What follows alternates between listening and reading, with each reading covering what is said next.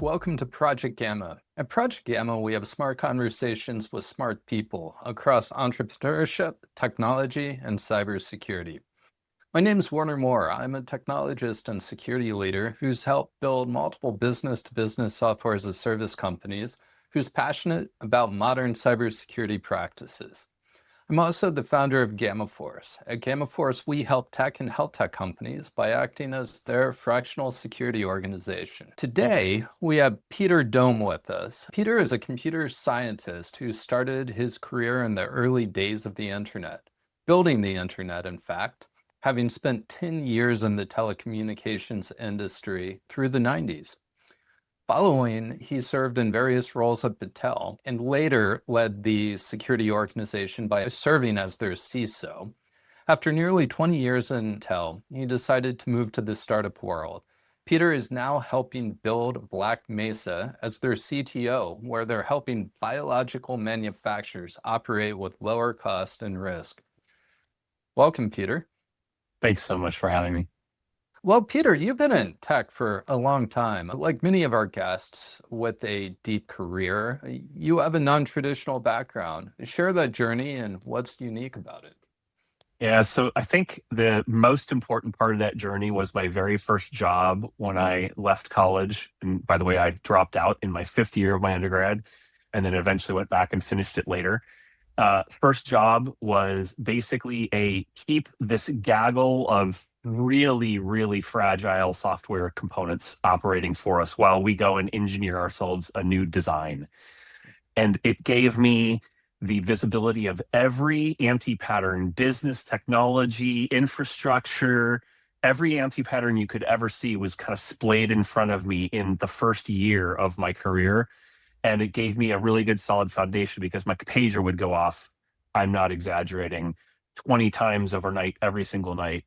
And I had to figure out how to fix my own way out of the problems they were eventually going to solve maybe a few years down the road for me. So I just started firming up all of these designs in situ where they sat. And from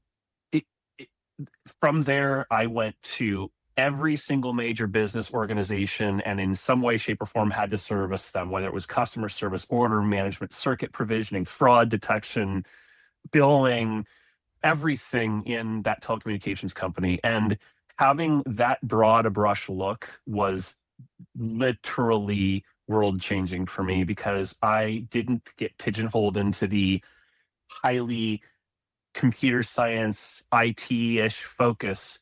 I got to see how every part of the business ran and had to think kind of holistically about every decision that I made as a result.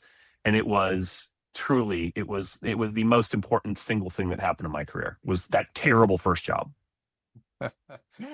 Yeah, you're bringing back bad memories for me. I spent first 15 years of my career on call in various forms. So Yep. fancier titles, but still woke up in the middle of the night. I'm curious, are there any that stick with you to this day that you think back to as you're working in your career? And if not, that's fine.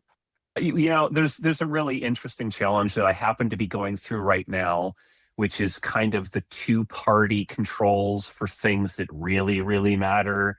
And we had all kinds of systems in my first job that, eventually today would be Lumen, but this was, ages ago.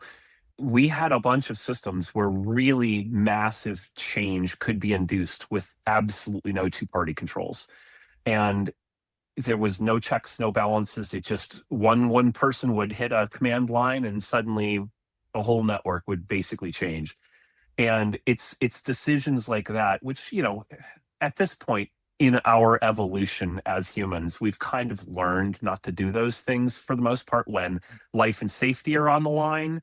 But there's a lot of people who still lack some of these really basic controls when life and safety isn't on the line because it's deemed like it's too much hassle and too much friction. But, good change control and change management was absolutely pivotal for a telecommunications company to have mastered. And we did. And, that anti-pattern was the one that I think stung the hardest because I saw it break so many things for years until we got that under control. Mhm. Yeah, well, hey, humans are often part of our failure scenarios. I'm thinking back directly to some teams I'm working with right now, and the discipline they're using in the production systems could be increased, that's for sure. Understood. Well, at Black Mesa now, you are the first employee, and at Black Mesa, you originally used classical processes to help manufacturers increase quality. Quickly to differentiate, you narrowed on smaller manufacturers, realizing that LLM can help them increase quality to the level that some of the larger manufacturers have without the same capital investment, which is huge because small companies usually don't have a bunch of capital to throw at building or investing in physical manufacturing equipment, just to make a finer point. How do you narrow to the problem you're solving at Black Mesa? So we started off as everyone sort of does, thinking about, the golden ring at the end, like how are we going to actually make money doing this? And the I guess I'll call it the easy button answer was, man, the Pfizers and the Mercks of the world have money. They have a lot of money. And certainly attacking their problems would be in their interest and ours. But then you go and start looking at how many companies you're competing against, including their own internal teams. And it starts to become you have to have an absolutely phenomenal story from the very first interaction, and you don't get any second chances because there's so much competition. And so we started looking at it and going, in the end, we are really motivated by kind of the the societal underpinnings of this problem. Like, I require a few drugs in order for me to maintain my health, as do a couple of my co-founders. I'm not a founder, just to be clear. I'm, like you said, I'm employee one, but my co-founders, they do as well. And we we found that dependence upon drugs, which, like it or not, is just a part of modern existence, is a fairly fragile part of our infrastructure supply chain today. And we looked and we're like, the larges are pretty good at managing some of these risks that they deal with. There could always be improvement, but the bottom of the market is absolutely, utterly, completely underserved. Almost no one targets products to them. And when they do, they are these almost play toy products, right? Because making really robust products takes time, energy, and money. So we looked at the distribution of how much drug gets manufactured globally every year, and you aggregate all the small ones and the big ones, and the total volumes of each of those two sides of the coin end up being about the same. And so we started interviewing execs from large companies, execs from small companies, people who do quality assurance, because ultimately this is a quality play. We are trying to raise the water level for all boats on the ocean here and get higher quality drugs in the process, instead of having these rather risky supply chains that we have today. And by the time you did the math, the answer was obvious. Us trying to solve these problems for the big companies was going to have substantially less societal impact than us going and solving this for these underserved markets. So we pivoted really early on. Like, we had this one notion that this is how we were going to make money. And after, 6 months of actual focused, dedicated research on this, we said, this is not the way to make money in this business. We're going to have to focus on the smalls and give them the tools they really need to become great.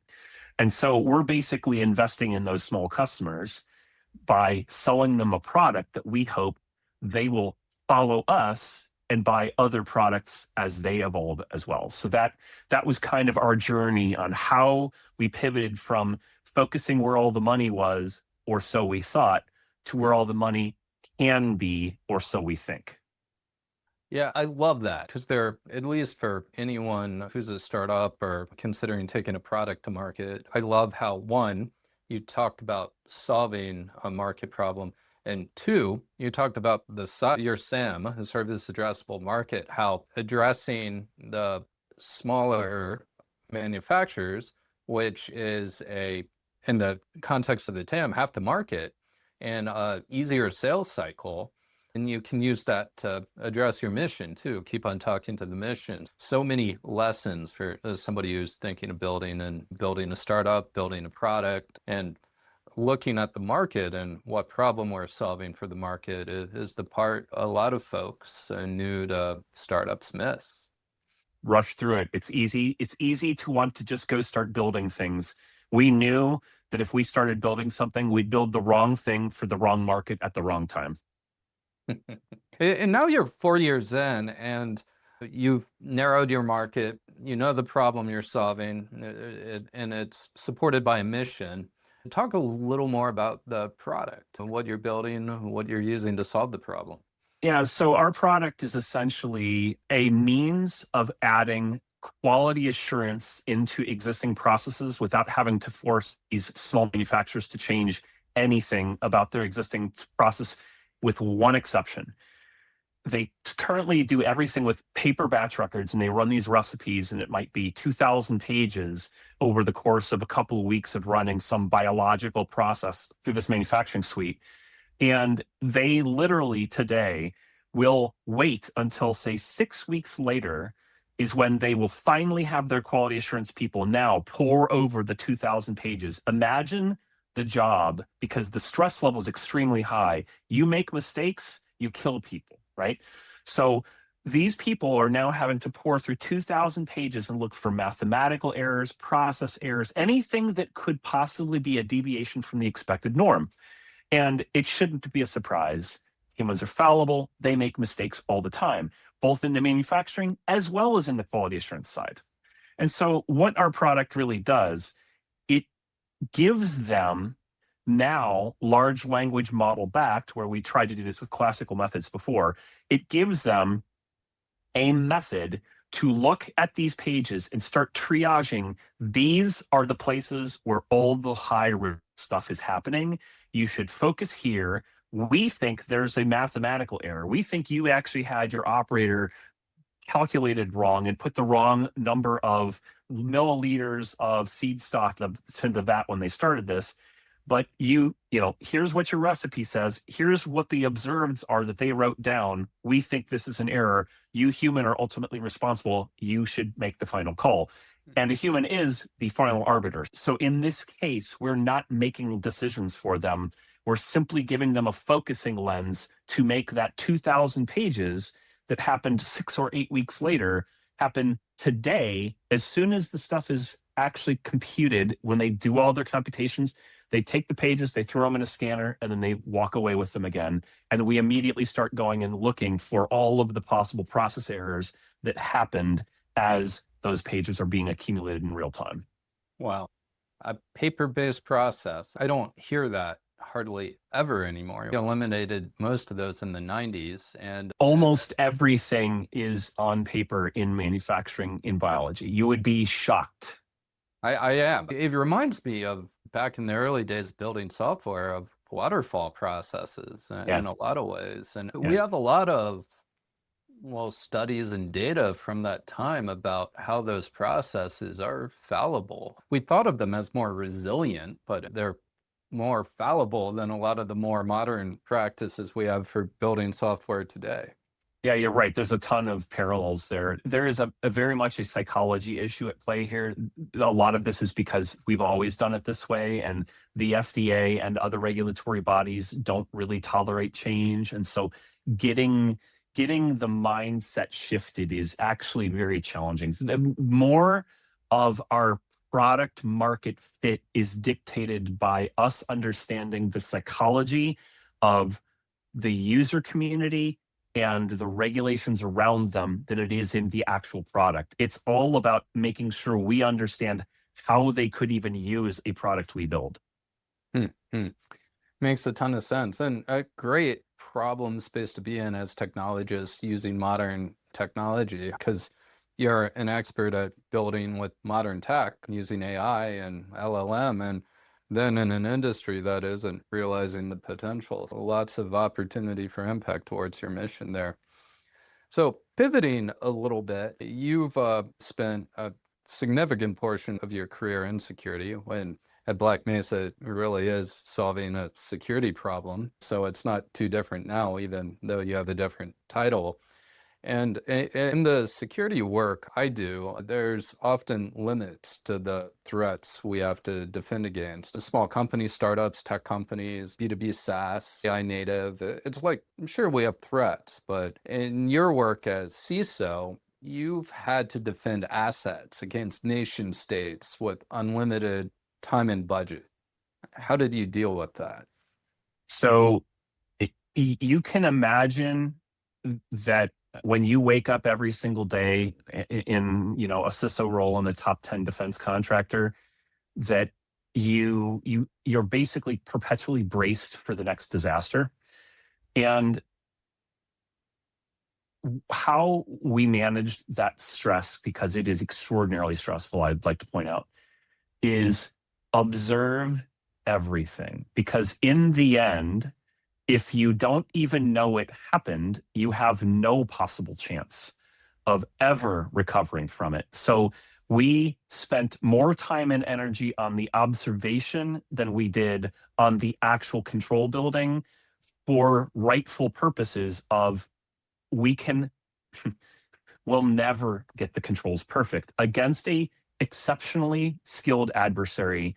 There is no such thing as the job is done. It's a perpetual cat and mouse game. So at that point, the one thing that you have that can stand you at least a chance is observation. If you can get really substantially good statistical ground truth of what is happening on your network, you at least have a notion something has changed in this environment. Somebody has found some new seam I didn't realize I had in my control set. So, of course, we did all of the normal risk calculus everyone goes through, and, laying down the risks in a risk register and ticking them off. But in the end, observation was key. And that was what I spent most of my time with my team cultivating, was the best observation tools we reasonably could. And I want to point out, in a lot of cases, that did not mean going and buying a tool. It meant we had to customize something off that was not even available off the shelf. Because, the worst thing is a tool that you think works the way you thought it works, and it doesn't. And depending essentially your livelihood on a tool like that is a pretty dangerous endeavor. So we built quality measures of our own tooling, and we would experiment against them to make sure that they actually yielded the observation of unusual things. I had the unique benefit of being an attacker and a defender, so I could actually leverage some attack techniques and make sure we could observe my own attack techniques, my own team's attack techniques on our network. Right? So in the end, visibility of everything was absolutely paramount. Mm-hmm. That's interesting. I suspect incident response was a similar pillar, at least of similar significance, because if the assumption is, and of course You it's true, will be exploited. yeah, So you're right. The incident response has got to be basically the second leg of that stool, because yes, if you observe and can't do anything about it, it didn't help you anyway. So incident response was absolutely pivotal. as thinking stool when I said that, but I avoided the stool metaphor because I'm imagining a stool falling over with Tips three over. legs. Yes, What indeed. was that your strategy? Did you have a three-pillar stool or a three-pillar strategy, or? So probably the third pillar actually was human education. Mm. Our employees needed to understand that they were perpetually the target, always going to be the target, because they were a defense contractor. And so the see something, say something psychology really actually works quite well when you have a bunch of scientists and nerds, because ultimately we were a research institution with lots of scientists and nerds. And if you can actually get them to care about the problem, which I concede is hard, they want to do their science, they don't really care about information security, right? But in the end, if you could start actually showing them how this could actually help them, then you got a whole other set of sensors that when your existing observation sensors failed, the humans actually acted as really good sensors for you. I love that. It's interesting how there's parallels in the security programs I build with admittedly significantly lower risk environments. The threats just don't even compare. And humans are the weakest link and strongest defense, right? Because us working together are what help our organizations be secure. And there's only going to be endless clever folks. And Amen. the bar for clever has raised, the lowest bar has raised because now with deep fakes, it's relatively trivial to masquerade audio and video For sure. relative to 5 years ago. Yep. It's terrifying, to be honest. Yeah, it's high threat world we're at. It's interesting. I always like to believe in the best of humans, but as our work in the security world, we always have to think about the worst. At least I'm grateful Likewise. for in many organizations that we don't have the same threat landscape and the stress is. I'm feeling it through the stories you've shared. Before you shared your thoughts with me about grounding risk management in physics or first principles and how first principles never lie. Share more about that. Yeah, so there are some systems that were engineered in the US defense contractor world where even if we had an air-gapped system and it was not connected to any traditional normal network, there are a wide variety of attacks that can still occur. Think insiders who infiltrate, like human actors who get on that system and do something untoward to it, right? In the end, there the physics of a system never lies. So obviously you should think about this more in the context of like manufacturing systems, right? If I'm manufacturing widgets, there's a very clear grounding in first principles in physics about everything that's happening. You can generally measure it. Now, if the system that you're measuring with is attacked, you have a problem. So you have to design very carefully. But if you can actually independently measure, I'll give you examples. I could put Hall effect sensors on the legs that carry current to a pump to determine whether that pump is truly actively on at a given moment. Mm. And I can start doing things like integrating the area under the curve to figure out how much energy was dumped into that pump. So when you start thinking about, I have physics underneath all of these things that I'm doing, I can independently basically go and profile my manufacturing processes and look for deviations. And by the way, at the same time, you also get things like predictive analytics on whether or not your instrumentation and actuators are failing, right? You start having pumps that are vibrating weird. You're going to start seeing that in the instantaneous power consumed and so on. So like from a cybersecurity perspective, we can go and build all the controls that we want to try to perfect that control system and make sure it's really hard to attack. Using the context we just described in the last segment, where we said, okay, and now we have to concede there is no such thing as perfect, and it's always going to be porous, and there will always be a well-funded attacker who may find your system interesting to attack. If you have to concede that that is the reality we live in, observation is the key. And this is back to what I was saying 2 segments ago, observation. So what we were basically doing was we can observe all the actuators, all the pumps, the impellers in a biomanufacturing context, and look at how much energy every one of them is using, when they're using it, and so on. Now, if you want to get really clever, you could also correlate that with things like video of the manufacturing suite and correlate that what got written on the paper has correlation in video of observation of things and people moving around, and then correlate that with, for example, power areas under curves for each of the devices in the manufacturing suite that is actually doing something that affects the outcome.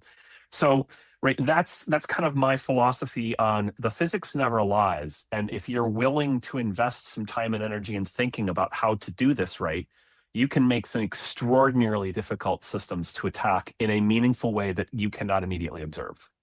It's really interesting to think about. I spend most of my professional life in the intangible. software, internet technologies, AI, and well, sure, we have physical devices eventually, but it's not like we're producing physical output. So it's a different context. And the thought of software systems being manipulated to produce different results in the physical world, or us taking action based on data from software that would produce different, it's a level of context that I don't often think about in my work. And so coming back to telemetry or observability, when you brought that up before, I first thought RF, because I'm still thinking network. I'm thinking, but taking that in the physical layer, like using RF to glean data from our networks, maybe it's a wireless network. Is that part of what are some other examples of observability data that would be worth considering collection that we wouldn't necessarily think about it as commonly? So I'll give you one as an example that I actually consider one of my gold standards, and I'm shocked that so few people give this much visibility and credence. Simply observing the ARP traffic in your layer 2 network is a really, really interesting thing, because if you think about it, again, remember, I have offensive team experience. One of the first things I'm going to do when I land on a system is I'm going to start surveying the environment, look around me a little bit, see what kind of equipment did I land on, what might be around it, what can I passively see. And then if I start thinking, well, I don't know that anybody's looking. Now, we're not talking about a smash and grab operation here. We're talking about something more nation statey here. Well, maybe then I go and start ARP scanning the environment, because I want to see if there are actually other addresses in this layer 2 network that I didn't realize were there. If you are actually looking at all of the ARP in the environment, you can start very quickly statistically categorizing norm from abnormal. There are stations that should never talk to each other. And so you could implement things like private VLANs in the days of old, right? To limit station addresses talking to each other. But if you do that, you actually lose a really interesting sensor, because the moment somebody pops into an environment and they actually have nefarious intent, they're going to start, there's a plan in place where they're going to figure out how to decide what's around them that they care about. And not everything is available passively. So eventually they're going to have to emit packets on a network. And that's the kind of observability, like that was the kind of stuff that I urged my security teams, like, yes, all the classical tools, we need to implement them, but we need to have a couple of really interesting extra sensors that are normally ignored, that there's not really good sensors out there to help you like deal with the volume of data and build statistical baselines and stuff. So we had to build a bunch of our own tooling.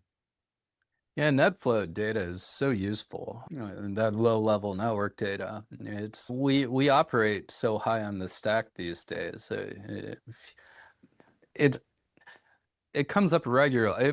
I was talking about it with my team only a couple weeks ago, just because of the type of work we do. We get, even though we're often building strategy, building security programs, managing risk, doing governance, risk compliance, we still get super nerdy in problem space. And there's a network project we're helping with where those low-level protocols are part of the consideration.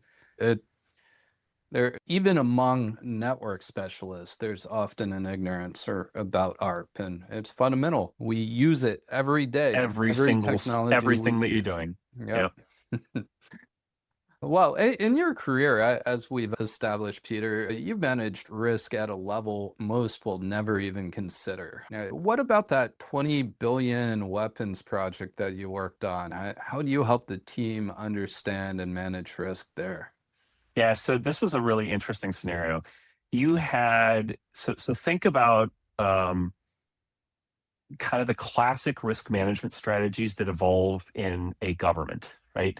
There will be risk methodology is well understood. People have their processes. Processes are long standing. They may have been around already for 70 years. The DoD doesn't change these kinds of things on the drop of a hat. So imagine you're in a room and you have a customer who asks you to come up with a new narrative to explain the risk to these people because they are using traditional risk calculus and deciding, well, then we should just tick off the risk in the prioritized order that our risk register says we need to tick it off, which is absolutely true, but it's not an or, it's an and perhaps there's other things that you should contemplate at the same time. So I love to use the term crazy Ivan because the hunt for Red October, the sub commander would take a quick left to see if there was anyone in their wake. I think the metaphor is great. And so I kind of proposed doing a crazy Ivan, looking at risk from a completely different perspective than they've ever done it before, just as a thought exercise to see if it gets creative juices flowing in the executive class. And the problem was not in the bureaucratic class where all the risk calculus was happening. It was that by the time it made it to the executive class, they were like, yeah, you guys do your risk management. This is what we pay you to do. Go, right? Like, we're giving you so much money. This is how much money you've got to work with. You just go and you take off the risk. And what really needed to be understood was that the executive class needed to understand the direness of this particular weapon system's vulnerability. And so my customer and I kind of evolved this really interesting option, which was, what did I know? I knew how to actually build and estimate an offensive attack plan against a weapon system, right? Like I'd red teamed a bunch of our weapon systems and not play toy exercises, like really done it. And so I said, well, let's just use what we already know. I took their scans, their vulnerability scans they already had. I took the source code that was already accidentally leaked publicly, and I said, let's just imagine I'm a Chinese operative who's building an attack plan, and I'm going to take my 4-person team and build up an actual attack against this thing. And in the end, the cost to hold that weapon system at risk was so egregiously minuscule compared to the 20 plus billion that had been invested. By the time I showed that to the executive class, then they were like, so hold on, you're telling me that you could hold this entire system that we've all heard of, by the way, you could hold this entire system at risk for X dollars, again, puny fraction of 20 billion. I'm like, yeah, absolutely. And you don't have to just trust me, because I asked people in the intelligence agencies if my analysis was correct, and I asked outsiders if my analysis was correct. Given roughly the vulnerabilities that I was seeing and the architectural designs, particularly, that led to these vulnerabilities being so extremely effective, an attack plan. And everyone concluded, yeah, that your estimates are about right. That is within a couple percent of the right number, assuming Chinese labor rates of what it would take to do this. And that literally by itself completely changed the entire conversation. Then suddenly Congress was like, okay, we are going to have to appropriate some line items in next year's budget to make sure we allocate money to go solve this. This is our traditional risk management methods failed us because we were so blinded by this massive amount of risk in front of us that you think would have been enough by itself, but nobody ever framed it into the effects space. What can someone do if they understand this system and attack it? What can they achieve and how much does it cost? And the asymmetry of the cost of attack versus the cost to build and defend finally broke the dam and had people really thinking about the risk practically. Because, it's kind of the age-old metaphor. The attacker only needs to find one vulnerability and exploit, and you have to defend against them all, right? And this was this was not even close to that. There were so many vulnerabilities in the system's design inherently that the attacker just simply needed to choose which. And just like all defensive teams, attackers have offensive calculus too. They have budgets, they have timelines, they have returns on investment. It's all the same calculus we use. So when you start thinking about it in terms of an economic conversation, how much money is it worth to them to do this? how much return are they going to get on that? Now, if you start thinking about theft of intellectual property, that those calculations get to be pretty uncomfortable very quickly. I put it in terms that everybody in the executive class immediately understood. We have an investment. This is how much it would take to basically run that entire investment moot. Love that, Peter. We in risk management circles, we often talk qualitative things, which frankly are just completely made up most of the time. And what you're talking about is quantitative risk management, which is the best we can get, right? If we Yep. can spend 6 or 7 figures to mitigate risk to a $20 billion asset, I'd have to count how many figures that is, but I'll tell you what, it's more than 7. Yep. Well, thanks for being here, Peter. You It's bet. been a great conversation. Do you have any closing thoughts or books you'd like to share with our audience? So I don't think I have any books that I'm sure are making the rounds in your world. Like I think I would love for people to start looking at some of these interesting news sources. I don't know if anybody ever watched Intelligence Matters, for example, the podcast. I think it was technically a YouTube channel podcast, everything all in one. Things like that, where you kind of get to see inside the intelligence world, as an example, give you a little bit more concrete understanding of some of these risks that seem so ethereal that we face. They are real. Doesn't mean you should fear them, right? It's just like everything. Once you understand the risk, you can manage it. Things like those podcasts, like Intelligence Matters, are really actually interesting. Michael Morrell, really interesting ways to kind of see a little bit about how the other side of the world lives and works and thinks about these types of risks.